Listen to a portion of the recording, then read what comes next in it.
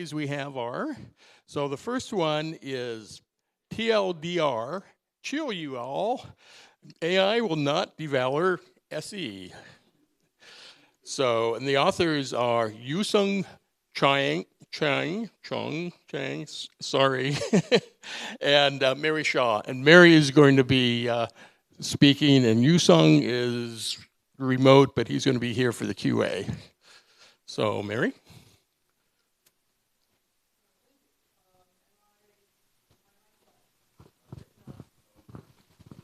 There's a lot about to be. Yes. Okay. Thank you, and thank you to Louis, our volunteer, who's actually making the sound work. So this is the title. We started talking about this as we were reflecting on various kinds of angst that's floating around loose in the world. Eunsuk sends his regrets. He's not able to be here. He is on paternity leave right now. He is working on Project Ellie, a natural intelligence project. And he regrets that the priorities of Project Ellie may in fact prevent him from getting logged in because he has his priorities straight. But he is at least with us in spirit if he's not actually with us here. So, the plot of the story is that we hear lots of angst in the world about how software engineering is threatened by AI, most specifically these days generative AI. However, I will argue, software engineering is alive and well, and it's not just programming, it covers all there is to do about software. That software engineering has a history of embracing radical new ideas coming from AI, and will evolve to handle generative AI as surely as it has evolved to handle a lot of other kinds of AI. And by the way, one of the things that comes out of this is that something that has plagued me for a long time is that software engineering has not fully come to grips with what it means or should mean by correctness, and I'm hoping that the new wave of AI issues will finally force software engineering to come to grips with our own notion of correctness, addressing past problems and encompassing new ideas. So, we hear things like this, that AI is going to be the death of us all, we are dinosaurs, there's no future, ChatGPT will replace programmers within 20 years, and all of us are panicking. I think it's not going to happen. So software engineering is alive and well. We are a rich and robust discipline. We cover software systems from their idea through their lifetime. If you read history of engineering, you will find that each history has a slightly different definition, but if you put them all in a pile and look at them, they boil down to this, that engineering is about creating cost-effective solutions to practical problems by applying the best systematized knowledge available. They sometimes say by applying mathematics, but they really mean by applying the best systematized knowledge we have at hand to building things and to doing so in the service of mankind. So if you take that definition of engineering, you recognize that we call ourselves software engineering.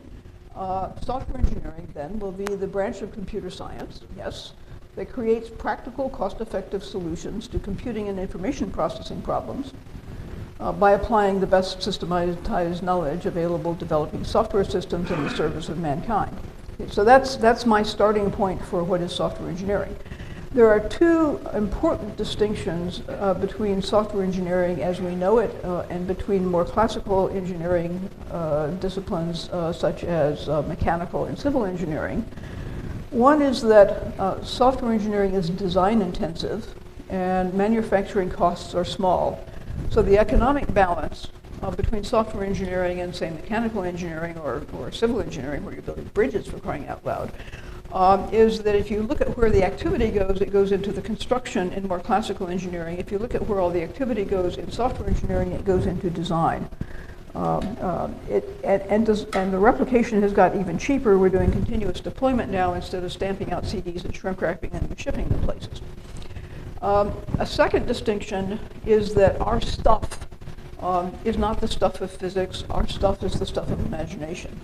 Software engineering is about symbolic and abstract activities, and it is much more constrained by intellectual complexity than it is by physics. Recall that the field of computing was established by Turing's demonstration of computability, and that set us on a path in which formal deductive reasoning is the prime paradigm of the core of computer science and has been the root of software engineering. So, our mindset in software engineering is constrained by this discipline of symbolic reasoning, of deductive reasoning that we have inherited as the legacy of Turing. And in part because of that, in software, we have kind of an origin myth, which is that software is created by professional programmers who are writing code in sound programming languages to satisfy a formal specification that is given in advance, to verify that the program is correct, and software is built out of these programs by just composing program modules. And we kind of inherited that from the formal people, but we know from developing real software from real people that this does not match most of practical software development. So we're already in tension there. The mindset still persists, and so we have a conviction abroad in the world that software engineering is just programming, that software should have specifications in advance, and that software is created by trained professionals. Those are all not true, and we will come to that as we go along. I have tracked progress in programming over the years by watching the increasing scale of the programming abstractions that we use as our bread and butter. And so this is a chart that I have used at various times for a very long time. And you see that we started with machine code in the 50s, and then we developed macros when we saw patterns within the machine code. And as we went along, we got bigger and bigger chunks coded up behind individual words. So 1968 was the de Raymer and Krohn programming in the small versus programming in the large paper, and that set us to thinking about the way modules are connected to each other. At that time, it was just provides and requires. And you can see that we have gone on to more exotic things and even beyond programming over the years. So what's happening here is that you get more leverage for each line of code that you write. And also the language is growing closer to the application. So it's closer to the vocabulary in which you might write the requirements. So software engineering interacts not just with other programs and with team members, which is where a lot of our attention goes. It actually is embedded in corporate strategies and system engineering in a social context and even out to public policy. This diagram was motivated by something that Bill Curtis developed in order to talk about communication patterns between software developers and other groups, and I've riffed on it to show the kinds of connections that software engineers have to make with the rest of the organization and the rest of the world.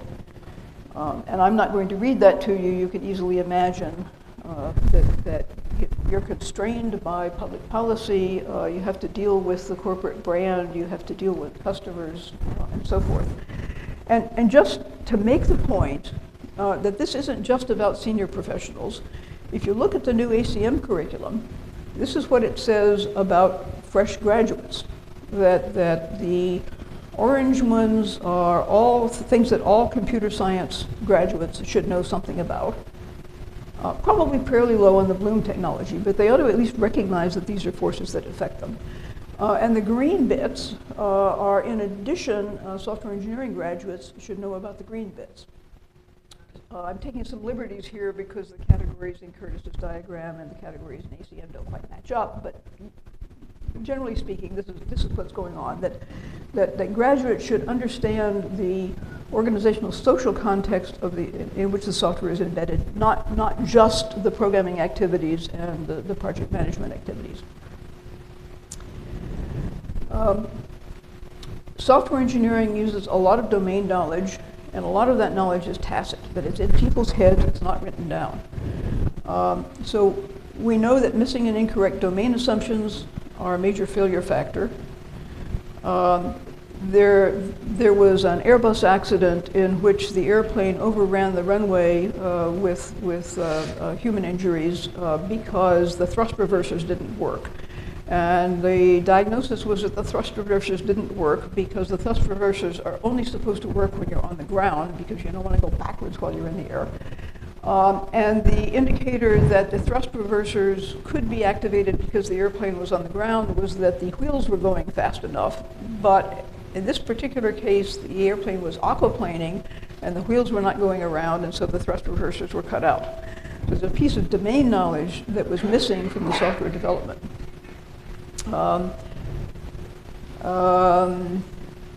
So that's actually the second point. The first point is that sometimes you have incompatibilities. There are lots of examples of units mismatch. We lost a Mars rover to a mismatch of units. We know that stakeholders have trouble articulating their real needs, and we all know about the Wicked Problems paper, in which the whole point of the paper is that you cannot get a requirement because the stakeholders in a system that is embedded in a social context have so many different objectives and so many different reasons for not quite clearly articulating their objectives that you can't get consensus on what you should be doing, let alone a stopping criterion. We know that software decisions are often tacit. We're doing it because we always did it this way. I'm doing it like the last one. I call this developing by default rather than developing by design. All that stuff doesn't get written down, and however much expertise is not available in explicit text is not accessible in the training sets for the AIs that may be trying to help.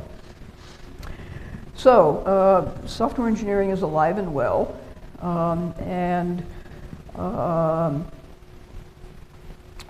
software engineering has often embraced radical new ideas that come to us from AI. So AI has been an incubator of programming ideas for a very long time. Richard indicated that AI got started in the mid-1950s. We received linked list structures and functional programming from AI at about that same time. I am advised that many graduate students and even many young faculty and probably hordes of working professionals don't really realize that these gifts came to us from AI rather than from Haskell for functional programming or the data structures course for linked lists. So we've received implementation and representation things from AI. We have also received design approaches, heuristic approaches, generate and test approaches, partial solutions. I remember we were just as alarmed when expert systems started writing some production rules to do part of a problem and that wasn't right, and oh, we don't like it that way, we'll write some more rules and fix it up, and then we'll write some more rules and fix it up again. And this horrified us every bit as much as we were horrified by linked lists throwing away half of memory at a time when a 709 had 32K of 36-bit words. Exploratory programming is also an activity from AI, and a great deal of software that we develop now doesn't have a specification in advance. It's a way of moving toward a specification rather than working from a specification. AI has also given us a conceptual shift from computation over numbers and strings to symbolic programming. We started out, thanks to Turing, thinking about numbers and maybe strings, and then the complex information portion of the AI world broadened our horizons to symbolic programming and to complex ill-structured problems. So AI has given us new techniques, and we forget where they came from after we've assimilated them. Another disruptive new idea comes to us from generative AI. This is the thing that is plaguing us now. This is the thing that is terrifying people. The thing is that we are accustomed to a kind of reasoning in which we stand on the granite of a sound formalism. And even though we know that for practical software, we're not going to be able to construct the formal specification in the proof, and the formal specification may or may not actually capture the things we really want, we still have that security that back there someplace, some part of what we're working with is on solid ground. AI is working on a fundamentally statistical rather than an algorithmic basis. And it's very sophisticated statistics, and it can do some very sophisticated, amazing statistical things. But deep down at heart, we don't have the kind of certainty that we feel like we can rely on, we can fall back on in classical programming. So a number of the things that we complain about when we say generative AI is disruptive is, the big one is the collection and curation and processing of very large data sets. This isn't totally foreign to us because we have very large conventional data sets. They may be large, they may be complex. They are errorful in some of the same ways as the AI training sets are. But the AI training sets are complex and errorful in new ways, and they are dynamically developed, and they are reprocessed in ways that we don't traditionally do with other data sets. But we have the database community on our side who have thought long and hard about the representation of data, the curation of data, the management of data. And so we don't have it all here yet, but software engineering is prepared to address the big data problem that comes with generative AI. There are other properties that we also hear people complain about, properties of concern, but I maintain that they actually have analogs in software engineering practice. One is opacity. You can't explain how the AI got its answer. Well, you know, when you download some third-party software from the web and think about its specification, what specification, you may not even know exactly what it is supposed to do, let alone be able to read the code to find out. Now, we believe in principle that we could read the code and discover what it does, but in practice, we just have to take it and deal with it. Another complaint is non-determinism, that you don't get the same results from the AI each time you touch it. Well, we have been building embedded systems for longer than there has been AI, and anytime you have mechanical linkages involved in the thing that you're controlling, you have non-determinism. It's just arising from the physics. Non-determinism arises in other ways, but non-determinism doesn't scare us. We have ways of dealing with it.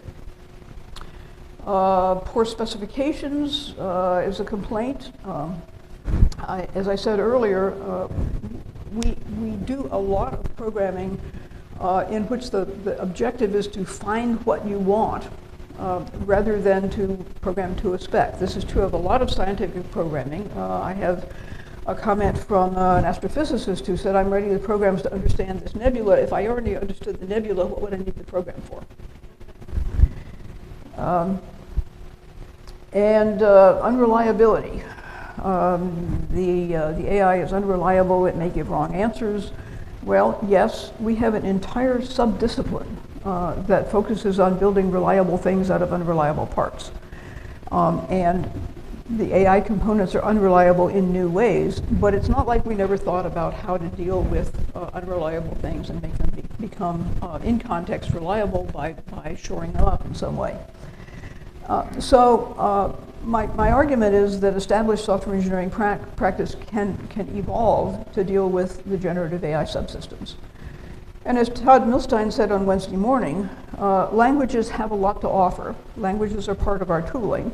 And this is another place where thinking about approaching the incorporation of these components from a language standpoint will give us leverage that comes from us rather than from AI.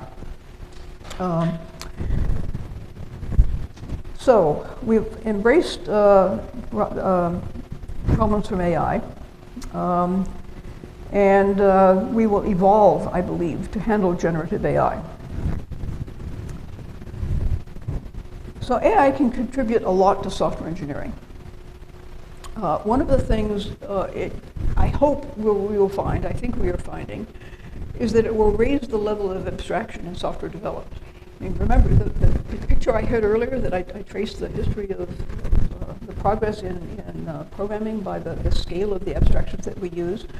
A lot of those abstractions come about because we discover something that we're doing repetitively. We find a couple of parameters that allow us to package it up. We put it into our tool set, and we eventually build it into languages. So this has been something we've done, and by doing this, we don't eliminate programming, but we make each line of code do more, and we raise the level of the vocabulary of programming to something that is closer to the problem. AI-based development tools, not just the languages, but the tooling, will be of use, are already of use, and they will be especially useful for vernacular programmers, that is, people who are not highly trained software professionals, but who are building software to meet their own needs. Another example of language technology raising the level of abstraction is Marcel Weyer talked yesterday about abstractions for architectural connection. That's an example of noticing that patterns exist and trying to bring language technology to bear on making them more tractable and making them more manageable. So those are all ways in which AI can contribute to software engineering.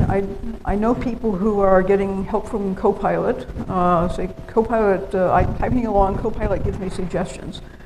Sometimes I look at it and toss it out. A lot of the time I take it and accept it as it stands. And sometimes I say, not really, but I can build on this and edit it. So we're already getting help at that level, but it's under supervision. Very, very few people are willing to let these tools loose without someone checking to make sure that they're actually doing the right thing. So AI can contribute a lot in those ways. I don't see so much help with high-level design because there's too much context, there's too much tacit knowledge. If you're building a socially embedded system, there are cultural assumptions that are not written down in ways that you can interpret. And those will not show up in the training set, and so that knowledge is not accessible to the algorithms that are making the recommendation. And again, as before, I think supervised recommendations may be possible. You know, tell me what might be going on here. Help me generate the things that I might not be thinking about. But in the end, leave me in control of the design. So one of the places where Gen AI will challenge software engineering and provide new opportunities is in new software architectures. So AI components are not complete systems. If you want to use AI, you've got to embed it in something. There's got to be input, there's got to be output, there's got to be a user interface, there's got to be a mechanism for getting the newly refreshed version installed. That changes the workflow a little. You're going to want to build guardrails and firewalls and things that will prevent bad data from propagating. The integration of AI components with other components, conventional components in the system, that cries out for architectural guidance. So AI is going to bring new kinds of components, probably new kinds of connectors to the systems. We may even have to deal with probabilistic versions of old components as another way that AI can get into the game. But as I say, these systems are inherently statistical and unpredictable and unrepeatable, and so building reliable systems around them will cause us to draw on the things that we have learned about reliability, and we will have new challenges, for example, figuring out what kinds of guardrails are appropriate to weave into the connectors of the system. So, to this suggestion that AI is going to kill all the programming jobs, first off, generative AI is already contributing to productivity. I gave you an example. A great deal of everyday code is repetitive and stereotypical. And just like a great deal of human conversation is repetitive and stereotypical, and therein lies the leverage that AI gets, is finding those patterns and using them to make predictions about what to do next. I can see where recognized cliches may evolve to accepted abstractions, especially with help from people who understand programming languages who know how to package them up. And I think it's most likely to happen by encoding common things, not by reaching out and developing novel abstractions. And the jobs may change accordingly. So my friends who are labor economists tell me that in the history of automation, that workplace automation, through the history of various technologies entering the workplace, that workplace automation does replace the jobs that it is automating, but day in and day out, it creates even more jobs with different kinds of responsibilities, but that the total job population keeps going up. And I also have a piece of dissonance here. I am hearing both, Gardner saying we have a shortage of millions of programmers, and AI is going to take all the programming jobs. And I'm having trouble putting these together. So a particular place where I think generative AI may help is with vernacular programmers. So vernacular programmers develop software for their own purposes. They're not highly trained software professionals, but they are very often highly trained professionals in other fields. And much of their work, not all, but much of their work is exploratory. They don't have a specification. The specification is what they need. And by the way, this happens inside of software engineering also. If you read Fred Brooks's Design of Design, he will tell the story of his first job, in which he spent days bringing back a new version of a listing to his boss, and he finally realized what he was doing was helping his boss understand what kind of a listing he really wanted. And so there you are, it's ours as well. Much of the work of the vernacular programmers is stereotypical, in the same way that vernacular builders of houses built houses throughout the Midwest where there were not architects, because they could get lumber and they could model each house on examples that they'd seen before. So AI may help by identifying the abstractions that match their problems, assuming that they are describing their solutions in consistent language so that the knowledge is accessible for being mined, and assuming that large enough training sets are available. I think at the same time that there are higher level concerns that are not threatened. Requirements, design, reliability are very hard to automate. They're highly context dependent. There's a great deal of tacit knowledge. And they demand judgment and common sense and flexibility. So good engineering judgment is not yet within the domain of generative AI. The AI tools may help with checking. It may help with case analysis. It may make suggestions, but it needs to be carefully supervised. Another place where AI may help is in navigating complex design spaces. Because if you're working in a design space and it's a complex design space, you may just follow the trodden path, and having someone at your side saying, hey, look over there at that other corner of the space. I can see that as being a piece of useful tooling. So my own position on automation, and this is how I will tell you I am not an AI person without telling you I'm not an AI person, is that I believe that you should automate things that are well understood and that are tedious and error-prone in the hands of humans. How should software engineering actually engage with generative AI? Well, some of the benefits are already visible. It's good enough to suggest code, it's good enough to suggest text, as long as the responsibility for oversight remains with the programmer. We still need to be cautious and restrained for many reasons, among which are that generative AI can propagate societal bias, and that there's a phenomenon called model collapse, in which generative AI produces so much stuff so fast that it becomes a significant fraction of the training set. And now you're getting exactly the wrong kind of feedback, in which you're diving back into the things that you have just said. So there are still risks there.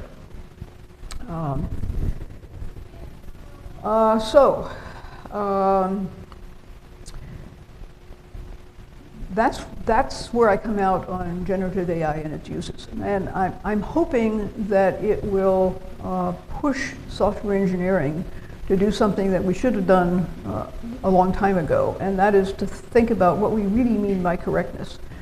And I'm hoping that AI will be the straw that breaks the camel's back, that allows us to no longer keep sweeping this question under the rug. So what do we say about correctness? Well, again, as a legacy from Turing, formal functional correctness actually means not that anything is correct, actually, but that the code and the specifications are consistent with each other. So nothing about whether the specifications actually capture what you were trying to do, just that the code verification shows that the code and the specs are correct. So this kind of correctness is only available within a formal system, and that's only available within a fixed environment. The problem is that the formal system probably cannot adequately express all of the requirements that you actually have in mind, so the scope of the proof is limited. So if you're thinking about formal functional correctness, you have to be concerned about, in practice, there may not be an actual specification. There's no assurance that the specification formalizes the requirement. The environment is not completely determined, that there are important properties other than functionality, and that the infrastructure over which you're implementing this is almost certainly not verified in and of itself. But because of our legacy, the software engineering mindset favors symbolic reasoning. Okay, we come to grips with the fact that that's not going to work. What do we do next? Well, another level of correctness or assurance comes from the process, that the code passes its test suite, that all the use cases are correct, that the code analysis hasn't found any problems. But there's intrinsic uncertainties involving race conditions, we have cyber-physical systems, and our specifications may still be informal. The tests and the use cases may be incomplete. We may be missing things. And there's intrinsic uncertainty from both the embedding and if it's a cyber-physical system, from the physical devices. So in practice, software engineering is relying for assurance on sampling and partial analysis. There's another kind of correctness, which is a correctness from experience, that the developers find it satisfactory, that we've been using it with no problems. Let's not talk about the CrowdStrike outage. In practice, there may be variable user expectations. There may be different standards in different contexts. There may be special cases. However, it's kind of okay, because often fitness for task, it's good enough for me, it's good enough right now, is a good enough threshold. So let me try to lay out the options. I'm not dissing formal verification. I'm just saying that it has limited uses, not global uses. If you think about applications and spread them out, in which you look at the consequences of failure on the vertical axis and the degree of automation on the horizontal axis, there are some things where the consequences of failure are catastrophic, and it's going to be fully automated, like let's talk about nuclear power plant shutdown. For code that is doing that, I really want the formal specification. I really want the effort and the cost of verification. But there's a whole other world that you will find in your app store, where is it good enough that it doesn't crash very often? Is it a good enough standard? And one of the things that we don't do very well is think about the thing we're trying to achieve and ask where along the spectrum it lies, and therefore how much assurance we should be looking for. And even if we do that, there's a problem of mission creep, in which, indicated by the red arrows, well, okay, so I've got software that will just record the bits of the tax return and let me add them up, and it will do the addition for me, which moves over into TurboTax, which is making decisions for you, and maybe you want stronger assurances about TurboTax than you want out of the spreadsheet. There is car cruise control, the original cruise control, that would monitor your speed and adjust the throttle and wouldn't even brake for you, which required a great deal of driver oversight. Moving to advanced cruise control that's probably on most of our rental cars, and then on to self-driving cars. And that really moves to the right in the amount of human oversight that goes away. So thinking about how much assurance we really need is something that we should do more systematically. There are other things that we might expect. Quality attributes, extra functional properties. We tend to talk about correctness of the system in isolation, but as you saw in the previous chart, the context of use may also matter. So how much correctness I need in context and how much I should expect of the software is an issue that we should be thinking about.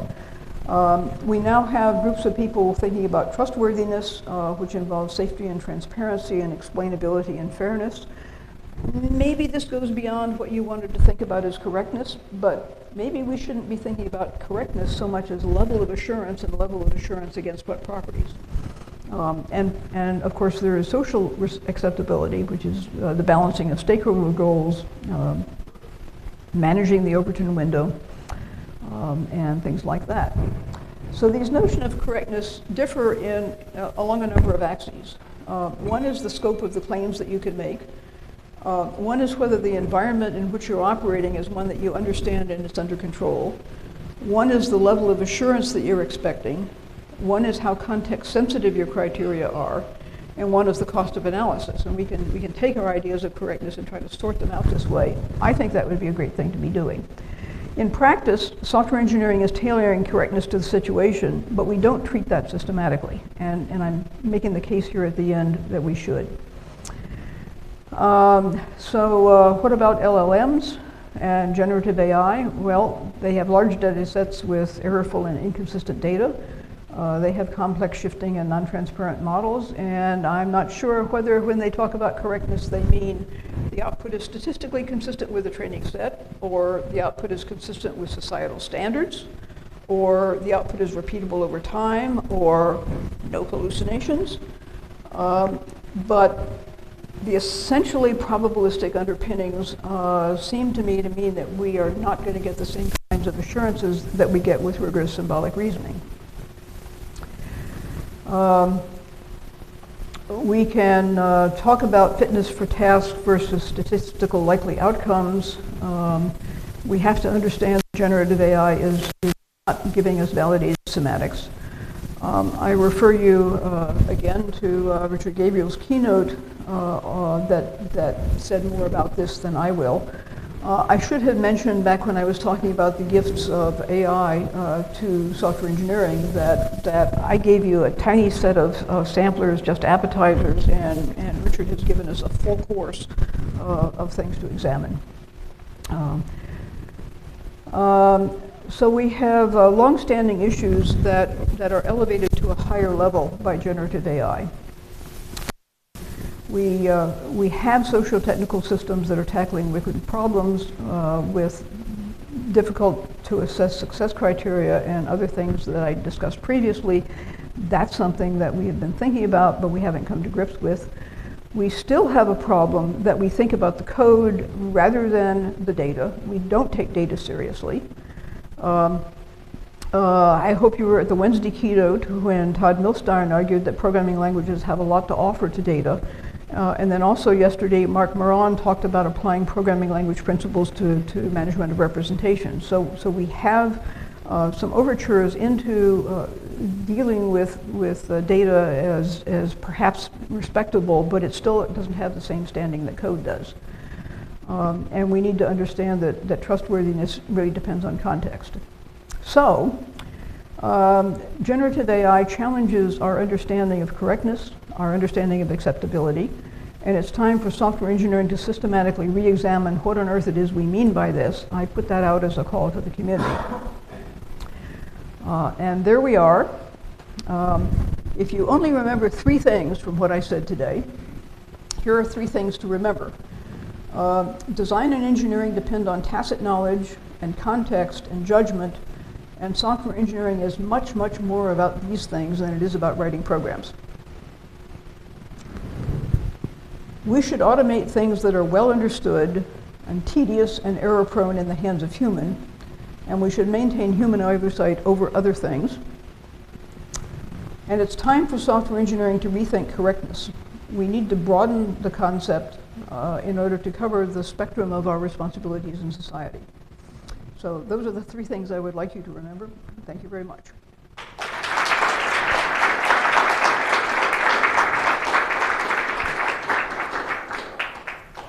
Okay, we have a little bit of time for a couple questions, and the co-authors should be online and the mic here. Go ahead. Hi, thank you for a very enlightening talk. There's one particular question that has been bothering me. So in KGI 2024, Nadia from UCSD, she gave this beautiful talk on using co-pilots to develop code, right? So look at it this way. I use a co-pilot to take a code.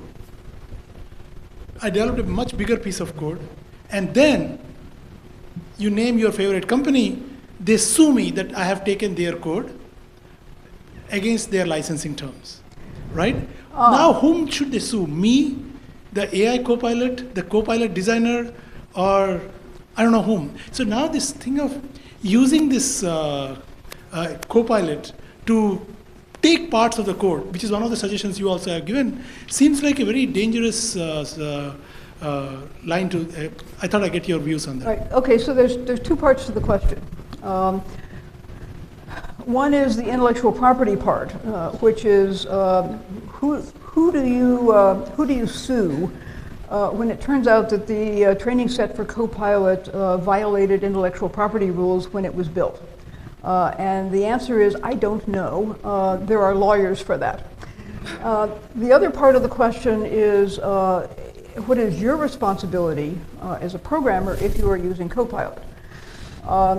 The way I feel about that is the same way as a friend of mine who's a professor of journalism feels about using ChatGPT in journalism. He says that his journalism students are responsible for what they have turned in. Doesn't matter whether it's right or wrong, doesn't matter where they got it.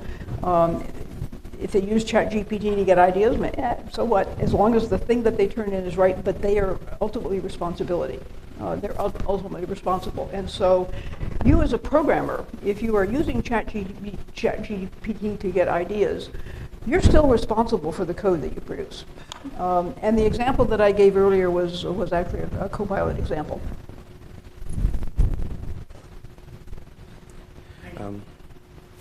Thank you for the talk. Okay, close enough? Okay, so I have 2 questions, hopefully quick. So the first one is that I really like your perspective that we should rethink what software correctness means, because I mean, for me, something like, we don't think about correctness in many contexts. I don't think what does it mean for a chair to be correct or for a knife to be correct, right? But software correctness seems to be much more important.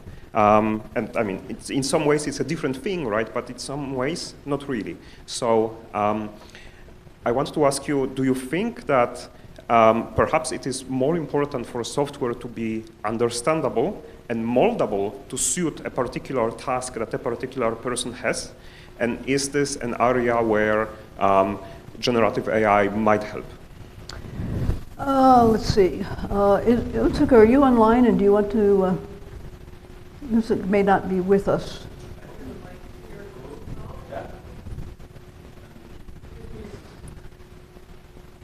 Well, the mute went away. Oh, what about now? Can you hear me? Yes. Okay, so should I answer the question? Have at it. Okay, so I guess your question is, does generative AI help or increase the flexibility of softwares that we're going to write? And I guess the answer is potentially yes, because there's going to be a lot more flexibility in terms of the range of prompts, a range of natural language specifications they can provide. So potentially you can rewrite parts of your software much more quickly and maybe adapt your software to a particular task. So I think the answer is potentially yes. Okay, thank you. And I also wanted to ask. So we got a long line, so if you don't mind, just one question and. Okay. Long line and short time, so.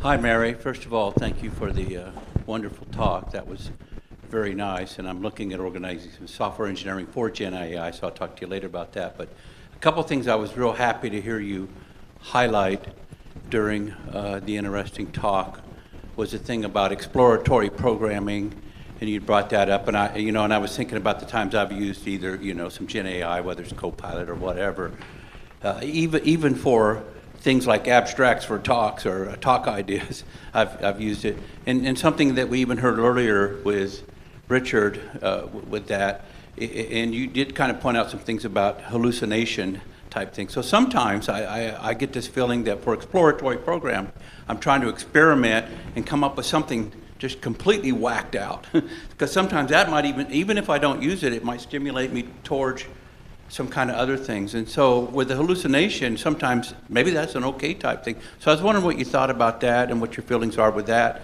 for tying in with some of the software engineering for Gen AI.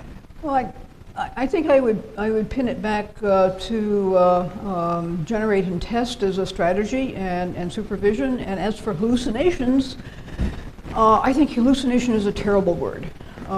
It anthropomorphizes the software. It puts a cutesy spin on what really means I got it wrong. And if you look on WebMD and ask about hallucinations, it says if you're having hallucinations, go see a doctor. But it might generate, not hallucinations, but the whacked out thing might generate. The whacked out thing is part of the generate and test part. Yes. So if someone is throwing up wild and crazy, you have brainstorming sessions. Yes. The idea in a brainstorming session is no idea is off limits. Help me with the brainstorming by all means, but before we go and flick this on the public, let's be more sure. Thanks. I feel more chill now.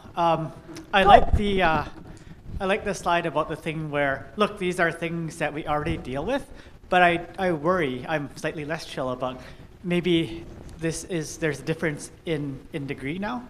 Oh, yes. So when I say we have already seen things like this, I don't mean that we're going to take all the things we already know about reliability and just blindly apply them. I mean that because we have thought about reliability in so many contexts already, we know how to think about reliability. We know how to think about non-determinism. It's a different kind of non-determinism that we'll see. It's a different kind of unreliability that we will see.